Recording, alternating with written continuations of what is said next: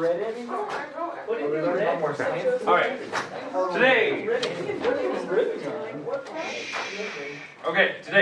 going to take a few notes on the next chapter that we're going into, which is kind of a continuation with graphing, but it's not as going to be as, I don't think it's as difficult as the last section is, and if you know the last section was, easy, that's great. This will be kind of easy if you didn't. It's going to be kind of continuation because we still need the graphing skills to know where the tails go, to know where the other things are. What we're in today. Hey, you three gentlemen can sit next to each other. Justin, move up here. Front row. All right. You got the honor. So,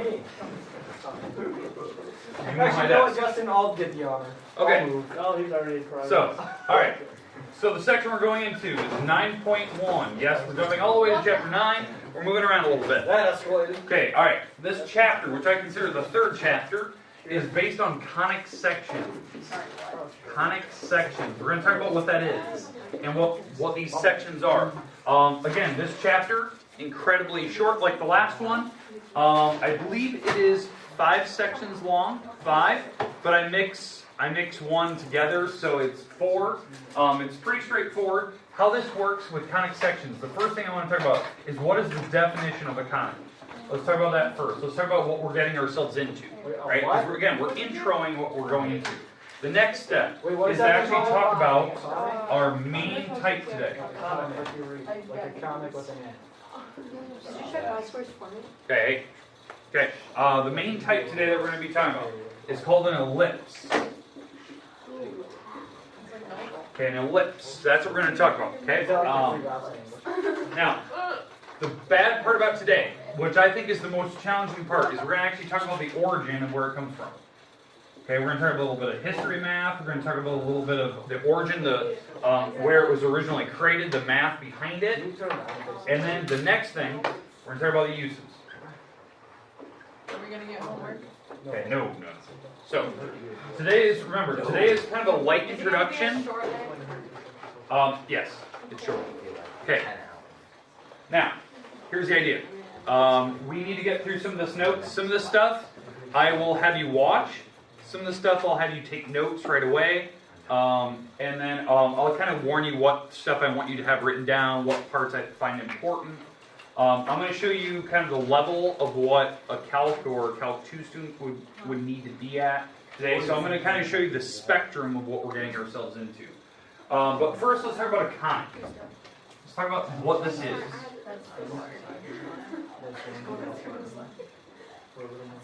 Okay, so conics. What composes a conic?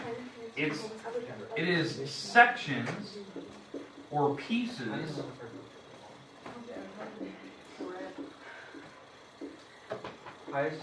of a circular object. Now, what I mean by a circular object, we're out of straight lines now. We're messing with curves. Okay. So that's kind of the idea of what we're going into. We're dealing with pieces, sections of some type of circle. Now, the object, I should say, that we're actually talking about is when you have 2 cones that are perfect mirror images of each other. Now, obviously, I can't draw, but imagine that you had 2 cones kind of attached, kind of like a I don't know, like what is it? Like a telephone game kind of thing. If you had 2 little cones attached to a string kind of thing, but there's no string connecting them. What about one of those timers? You know, the sand timer? Yeah, an hour. Yeah. So the idea is, okay. Now, what most people have probably seen this picture before. We talked about it in geometry when we talked about vertical angles. Vertical angles are the angles going in and out of a funnel. Okay, that's where we've actually talked about it before. An hourglass is a really good representation of it. So here's the idea. What we're going to be talking about is the pieces of this.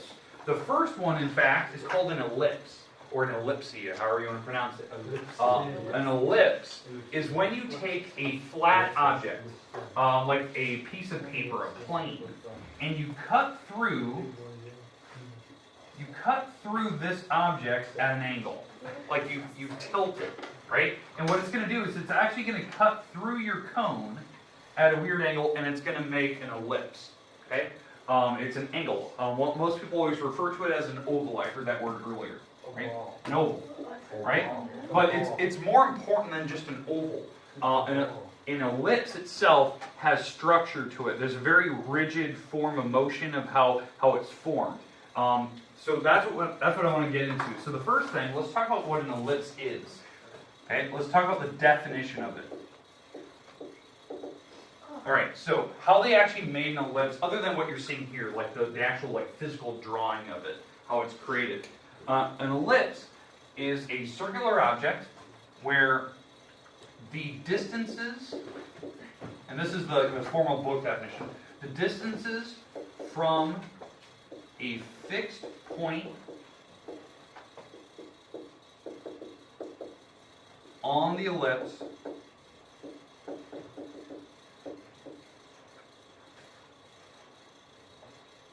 is equal to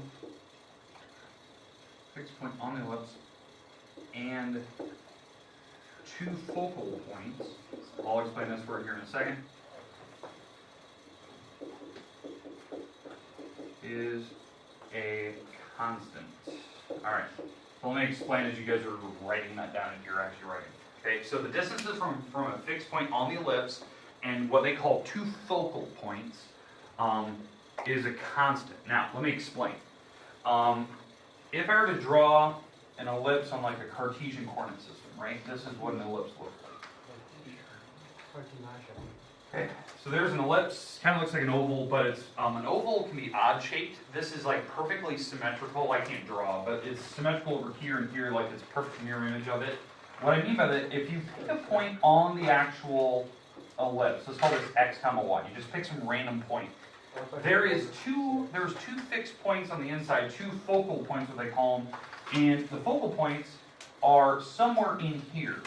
So there's focus number 1 and focus number 2. I'm just going to number them.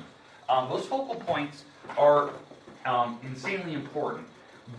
The idea here is that when you pick your point on the actual ellipse and you pick your two focal points, which are usually set numbers, the distances between them, so let's call this distance number 1 and distance number 2. When you add those two distances together, it's a set number.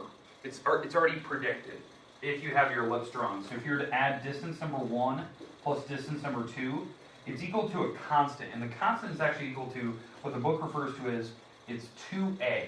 Now you're probably thinking, okay, gosh, I'm throwing a lot of letters at you. The 2a idea, like what that is. The a is the distance along this axis. This is a. Now what I mean by that, A is the distance from the center of your ellipse, the center, to the outside of the ellipse, going along what they call, quote unquote, the major axis. What I mean by major is like when you stretch your ellipse longwise, that's the major axis, like where the length of that thing is going. So when you add these two distances together, it actually makes this distance times 2, and which is actually the entire distance all the way across. Diameter. So yeah, it's like the diameter all the way across the ellipse, like the long diameter, not the short one. Because going up and down is actually shorter. It's not a perfect circle. So what they call this long distance, they call that a major axis. Okay, does that make sense? Like the description of what it is? Certainly. Now, a lot of people always wonder, like, how is it possible? Like, how do they know that it's going to be 2a? Like, how do you know it's the diameter? I think that was the best term I've heard yet. How do you know it's the diameter of your ellipse? Well, this is how they created it. I'm going to use a string, like a physical object in front of you. All right, I'm going to tape it to my marker board.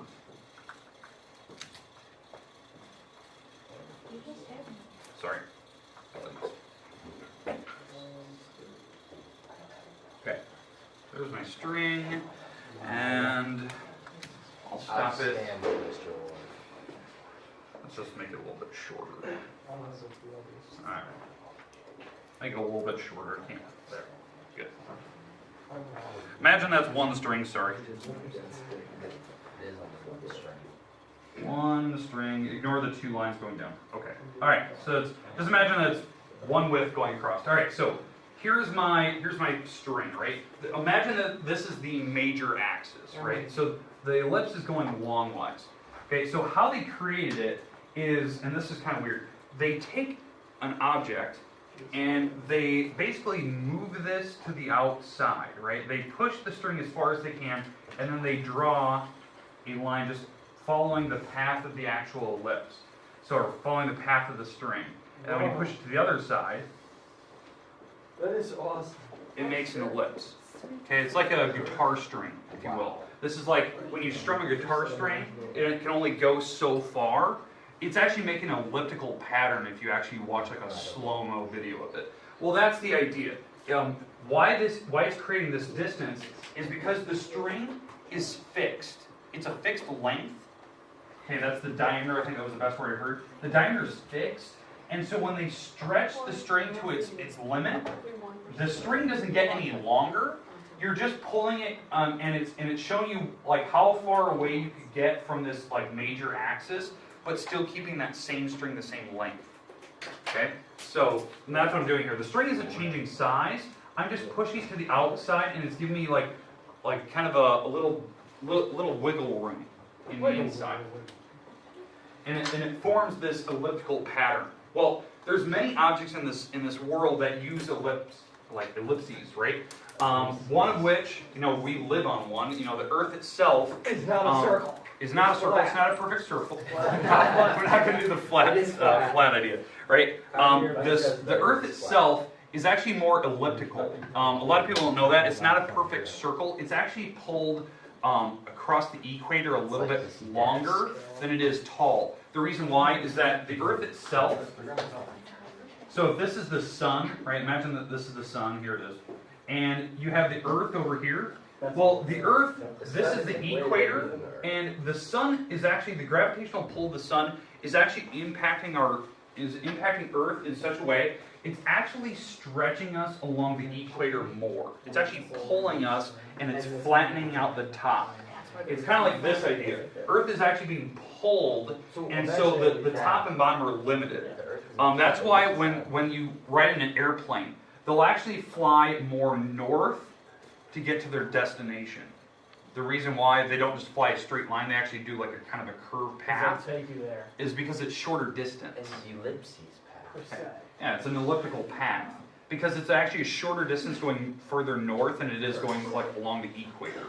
That's why they actually take those patterns. Okay? So that's kind of the rough sketch of this. Now again, the Earth itself is elliptical. Is our But orbit elliptical? what? Is our orbit? Yeah, and our orbit is too. In fact, I'm going to show you a video of our orbit, just so you can see this. This is where we should learn about circles, because on the It is ACT, pre-calc, I but it's got mixing one math and on sciences all together. the So, circle questions. okay, So all I right. guess B or G. Percent. Okay, here we go. It'd be like this circumference, and that's B. Okay, so here you go. You didn't know what circumference was? Corey, not everyone's perfect like you. Corey, not all of us here are. Hey. Add up the area of a bowling pin's 10 of them. Oh, you got that one? Oh, that's funny. Oh, I knew The that one. answer. I actually didn't do that. That was I got Hey, 12. I felt like somebody took the bowling pins and gouged out my eyes. Dropped the rest of the Hey. How did you do that? we have a lot of stuff to cover today, if you're going to keep talking. Is that the sun? Oh my god. Okay, That's what I tried to do. so, this is our pattern. Okay, when they track it, now there's 2 points on this actual graph. This is Earth traveling around the sun, and it's an elliptical pattern, right? The sun itself is not centered perfect center. It's actually, now this is an extreme exaggeration of it, obviously, but this is actually a focal point. It's actually one of the points that is is on the inside of the ellipse, but it's not the center. The center is over here. And then there would be another focal point over here. So if we were like a binary system where there's 2 stars, kind of like if you ever watched Star Wars, there's this there's a particular scene in the 4th episode, A New Hope, where Luke is like staring off in the distance in the desert where there's 2 suns. That's a binary system, right? Where the suns would actually sit here and here, and he looked on Tatooine, but it would actually this way, right? All the way here, right? All right. Okay, all right. But the idea here is that the sun isn't perfect center. Now, this is called a heliocentric model. It's made by Nicholas Copernicus back in like 1543. So it's a little bit of history for you, like math-wise. Now, Nicholas himself received persecution from the Catholic Church. He actually was placed in house arrest until his death. Because the idea is it moved from a geosynchronous pattern to a more heliocentric, and so they didn't put Earth as the center, and that was really kind of controversial for the Catholic Church at the time. But again, the idea is that it actually explains weather phenomenon better. Now, the weird part is, right, there's two actual points, right? Obviously, when you look at this picture, this is the major axis. Okay, it's the stretch of the long line. When you are closest to the sun, that is called perihelion. Do we need this for the test? Yeah, perihelion and aphelion is the two forms that we need to know, right? What I mean by that is like perigee and apogee, right? Perigee is when they explain it for any other object other than like the sun and the earth. So that could be any objects in a circular pattern, and apogee, same thing. These 2 points are extremely important. It's the farthest from your focal point and the nearest to your focal point, the one that's in question. Now, the idea here is, for us, this is going to seem really weird. For the northern hemisphere, we're kind of almost backwards a little bit. Summer for us is actually when we're at apogee. That's summer for us, for the northern hemisphere. And the southern hemisphere their summer is at perihelion. That's why their summer is so much hotter. That's why their summer is so much hotter in the south. And it's a weird situation. After so many years, it actually changes. Because the Earth has a wobble effect, because it's orbiting, right? But the axis isn't normal. Like the axis itself is kind of tilted, it's like 22.5 degrees. But as it spins, it kind of wobbles in space. So after, it's like, if I remember right from my my astronomy courses, after like 50,000 years or something like that, then it reverses. So the northern hemisphere will actually be tilted towards the sun at perigee. So we'll have extremely hot summers again. And then Christmas will be. And then we'll be tilted away from the sun at apogee. In our lifetime. I think it's already started. And so that's one of the major arguments for what do they call it? It's for global warming. Climate change. Climate change, right? A lot of people always come back to this model where scientists are like, well, we're just in that state of wobble where our summers are starting to get more warm. But the problem is, and the argument goes back and forth where they just explain, well, it's getting warmer no matter which hemisphere you're on. It doesn't matter if it was northern versus southern. And then they have data and they try to prove each other wrong. But the idea is that right now, we're kind of this moment where our summer is actually at this point, but we're getting closer as it's doing its wobble effect, where it's starting to straighten out a little bit. And so we're eventually getting to the point where summers will be when we're closer, and we'll have way hotter summers at that point. Our average summer temperature is like 90 to 100. We could be pushing 115 at one point, or 120, and that could be an average. I mean, that's what they experience in like Dubai right now. Dubai summers are extremely hot. I think the highest recorded temperature in Dubai at one point was like 156 degrees this year. It was actually melting the road at one point. 156? Yeah. That'd be a good day to run. Yeah. So question. If we had a sun at F2, would we always be on summer?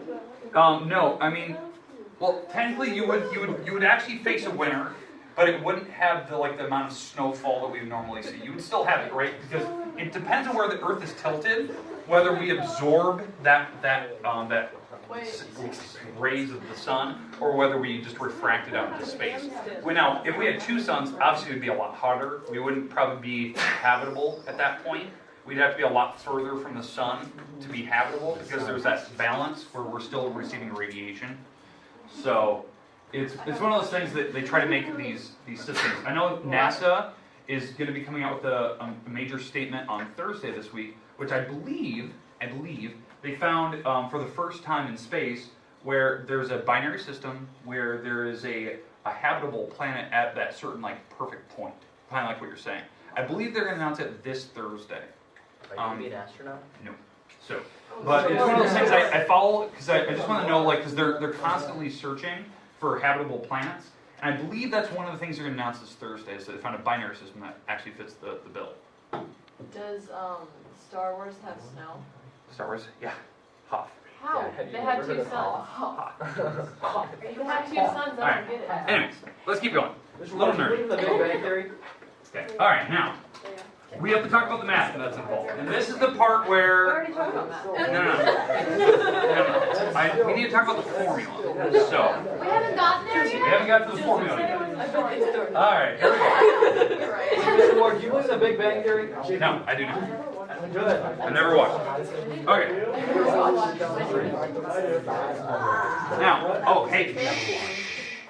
Okay, now other things that I don't know if I have another picture. I don't. The moon follows a very similar pattern to us, where imagine that the sun there would be Earth. The moon would actually orbit the same thing. The problem is with the moon, it doesn't have that.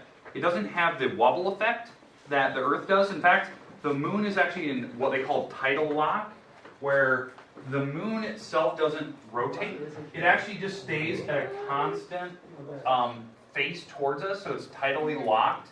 And so it follows the same pattern, elliptical, and as you can tell, it does speed up as it gets closer because the Earth's gravity does pull a little bit harder. Oh, But the problem is we never actually see the dark side of the moon, that's just a term where the idea is that there's one side of the moon, one face of the moon we don't actually ever see. And so, because it's tidally locked, like if you look at this picture, imagine that this is like the front of the moon that we're seeing. It never actually changes. It keeps rotating in such a way that we never see it. And they're still trying to figure out how that's possible, because the sun and the Earth should have some impact where it should be rotating. But we know that this is the weird thing, that the moon itself is in such an orbit that it's not actually getting closer. I know the Earth itself is actually getting further away from the sun. It's going very slowly, which is actually a good thing for us because the sun's radiation is constantly growing, and so actually working further and further away actually helps us. But the moon itself isn't getting closer or further away. It's at a perfect lock with us, which is unheard of, really. Wait, what is the purpose of a moon to a planet? Purpose of a moon, it actually affects tides. It affects seasonal stuff where, like the water itself, the water levels actually rise and get lower depending on where the moon is actually at compared to us. So when we're here, when the moon's here, we have actually higher tides. So because the moon orbits us once every 24 hours. It's a perfect rotation. And so we'll actually have high tides at certain points during the day, low tides. So this would be a low tide situation, high tide. And this would be the norm. And Clear Lake experiences this. Right? It can change, a half a foot in Clear Lake depending on where the moon's at. And then there's certain points where it actually affects us more. And this happened, I think, early last fall. It was like October 21st, where the moon was here, and the sun and then the Earth was like here. Where the moon and the sun were actually in perfect alignment for the first time. It was actually it was the solar eclipse. Was that this summer or was that last summer? That was the sun. This summer. That's when it took place. Well, we actually experienced higher tides at that point. Way higher tides. Because they were like in perfect alignment with each other, which doesn't happen very It didn't often. get very dark. So, yeah, it got extremely dark that day. It So, was definitely cloudy that day, no one could see anything. I thought it was extremely dark at like the noon period that day. I was Compared to outside the the other whole days. path. It didn't. I was trying to- Mr. Ward, do you believe in the theory that the solar system came from the Big Bang? Big Bang? No. I'm not going to get into the argument. Everything came Alright, from moving on. We're not Now, hey, Any part like that. okay, so now, let me get rid of this video. Now, this is the part that I would like you just to watch, and then I'll tell you what to write down at some point. We need to talk about the actual formula for an ellipse, where it comes from, what it is, and if we have a little bit of time, which I don't think we will today, I want to talk about the major use of it. So that might be like tomorrow's conversation. But here's the idea. Let me explain the formula itself. Okay, so we have a focus 1, let's call this focus number 2 over here, and we have the ellipse going around. Alright, so here's my ellipse. Alright, now, this distance, from the center to the outside, where this focus is, it's going to be on the major axis. So let's call this C, 0. It's this distance from the center to F1. Let's call that C, right? That's just my constant. It's a normal number. And then this distance over here, now other than my terrible artistic talent, that would be negative c. It's the exact same distance where the two suns could sit. These are my focal points. So then this coordinate here for F2, this coordinate could be negative c comma 0. Okay, so those are my focal points. They're exactly balanced from the center. They have to be perfectly symmetrical. Now I'm going to pick a point on the actual circle, on the ellipse itself. Let's call this x and y. Okay, my goal is to use this picture and to give you the formula of what they come up with. Okay? And this is the hard part. It is extremely difficult to see this for the first time because it requires a lot of higher level math. At one point we'll be talking about triangles in the middle of this object. We will be using a term which is the A distance. The A distance is from this point, this is A comma 0 to the center. So this whole distance here is A. That is the major axis, that's what they call it. So we're going to be using that at some point in the middle of this problem. Okay? Alright, questions with the setup on the picture of the ellipse. Okay, so now what they talk about in this particular drawing is that these distances, let's call this distance number 1 and distance number 2. That's the distance from the focal point to my point on the ellipse.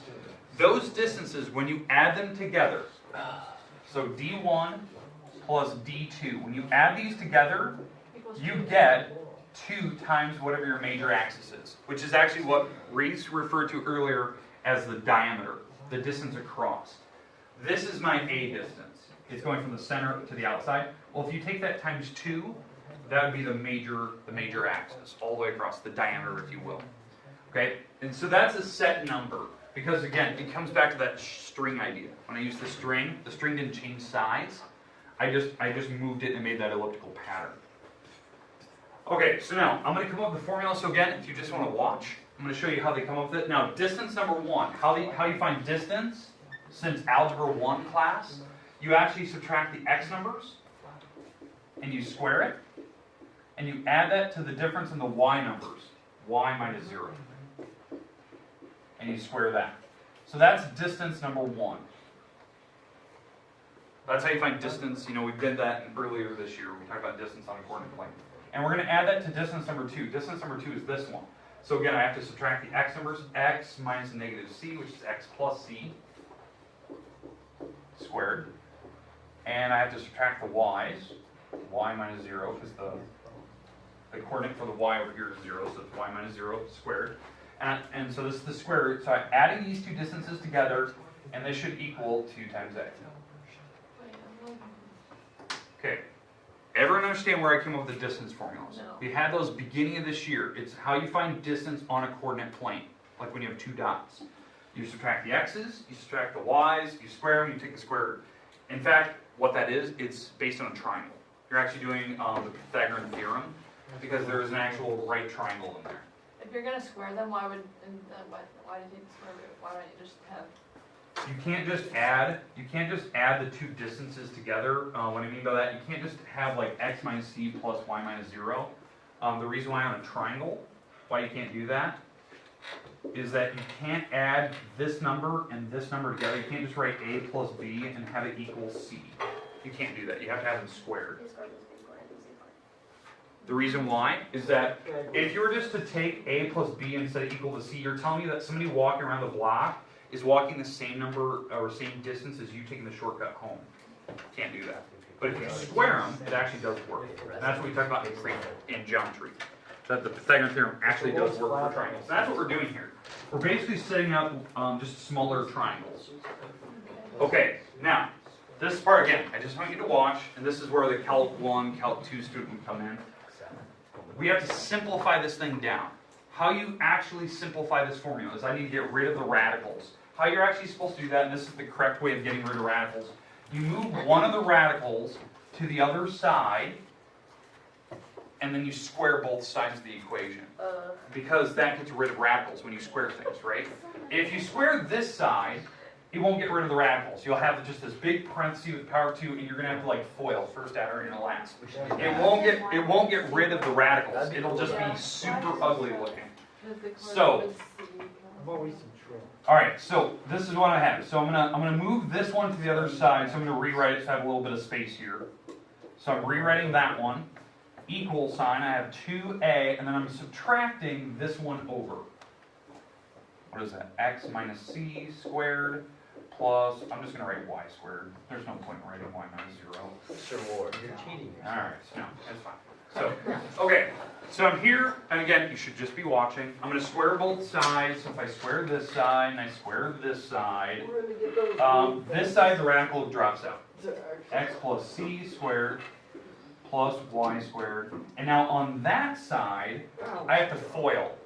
So you would actually have two parentheses, 2a minus, in parentheses, x minus c squared plus y squared. Okay, so I would FOIL first, that's 4a squared. Outer would be negative 2a, inner would be negative 2a, so that's negative 4a's. And that's x minus c squared plus y squared. Again, that was going outer and inner, they have the same objects, the 2a just gets out front, the 2a goes out front, and I would add them together to make this. And then the last, I take this times that, which is positive, and the radicals drop out. So the radicals drop out. Because I took the first item, which is negative, times the last item, which is negative, it makes positive, and the radical goes away. Okay, at this point, I'm going to FOIL, move some stuff around. So if I FOIL this out in my head, I get x squared plus 2xc plus c squared plus y squared. Over here, I have a 4a squared minus 4a radical x minus c squared plus y squared, and the radical. And then over here, if I FOIL this out, that's x squared minus 2xc plus c squared plus y squared. We're gonna have to do this on the No.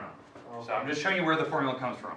Once I get to the formula, we're just going to use the formula, and I'll never make you do this again. I was like, I'm so. Now, this is actually what I'm showing you is what I had to do when I was in high school. This makes me nervous. This is what I had to do. Why did you have to do that? Because my math professor believed that if I practiced this over and over and over, that I would know the formula inside and out, and I wouldn't have to worry about memorizing the formula later. Did you do it inside out? Yeah, because you're seeing it. You should regurgitate this. We should probably do that this way. We probably should. So, I don't believe that parallel. All right, now you're seeing this is difficult math, right? All right, so we get to this point. I'm going to move the x squared to the other side. They actually cancel out. If I move the 2c across, it becomes a positive 2c, so I would add these two together. So that's kind of nice. If I move the c squared over, it becomes negative, and these would cancel out. If I move the y squared over, they would cancel out. So a lot of stuff cancels, and in fact, I'll move the 4a over, and it becomes a negative 4a squared. Okay, so does everyone see how I move some stuff around? How I move these objects over? Now, what I'm still left over here is this. X minus c squared plus y squared. Okay. Hey, we good so far? Now, the next step, what I'm going to do. What I'm going to do next. I'm going to add these two together so it makes 4xc's. 4xc minus 4a squared equals negative 4a parenthesis x minus c squared plus y squared. All right, so we're at this point, right? So we're here. Divide by 4. We're going to divide everything by 4, get rid of all the numbers. In fact, if I want to divide by negative, I could do that as well. I'm not really worried about that if I want. But I'm going to divide by 4 for sure, and then I have to square both sides. And it's like, we did that earlier. I have to do it again because there's still One radical. a radical. And there will be a number out front. So, but I still have to square it. And that's what I'm going to show you. So I'm almost done here. So I know this looks super complicated, which it is. But let's divide everything by 4. So I'm left with xc minus a squared. Because I divided both sides by 4. So the 4's are gone. Divide that side by 4. I'm left with a negative a radical x minus c squared plus y squared. Okay, so we're here. I'm going to square both sides. So if I square this side, I'm going to have two parentheses, xc minus a squared, xc minus a squared equals. Now when I square this side, this will become a positive, and then that's a squared, and I'm left with the object, because when I square it, the radical goes away. So x minus c squared plus y squared. Again, Mara, you just walked in. We're just, Mara, you have to You just memorize watch it. this. Mara, this is what we're gonna do. Memorize that formula. Yeah, I got it. We have a quiz. Alright. Now, hey, tomorrow. Alright, so I squared this side, the radical went away. I need to square this side, so I need to FOIL this all out. So if I FOIL, that's x squared c squared, if I multiply. On the outside, negative a squared xc. Inside, negative a squared xc. And then negative a times negative a is positive a to the fourth. Okay, so that's just foiling this side together, and that's what I get that mess. On the other side, if I FOIL this out and distribute the a squared at the same time, a squared x squared, negative 2a squared xc's, and then positive a squared c squared, because negative c times negative c, and then a positive a squared y squared. So that's distributing and distributing the a through it all. If I move stuff around, the a squared x, the a squared xc, a squared xc, since there's two of them, and I add this to the other side, they'll actually go away. So this thing's gone. If I move the a squares and all that other stuff around, I can finally get to my final answer here. I'm going to move, let's move this item across. Let's move that item over here. Actually, let's actually maybe. So no, so here, I got to write this down. I'm losing track where am I? Opposite B. We don't have time to do it. We only have 30 All seconds. over. You know what? All right. Hey, here's what I want. Write that last line down right here. Let me write it. Oh, shit. Hold on. Sure. I got it, don't worry. My notes are a little full, maybe that I can't quite squeeze it in. I'm running out of time. I got to write this last part down. Go Wait a fast, minute. go fast. X squared, c squared, plus a to the fourth equals a squared x squared, I've seen this before, it looks plus familiar. a squared c squared, and a squared y squared. All right, write that down. This is where we're at so far with the things all canceled out. We're going to finish this up tomorrow. I didn't know what that means. Dates Corey 2020. Mr. Ward, do you think we can build another moon? Add Corey 2020. Add Corey 2020. Build another one? Me and Al are building another moon. We're gonna find space and build another moon on nothing. Just like a steel one. Just like the universe was created, we're gonna build it on nothing. Where's that? If I throw a snap in my ear, I can't catch on the other side. I got two. I don't know how, but it happened. When I was sitting up in the front, I was having quite the time. Go work for the I was having a great class.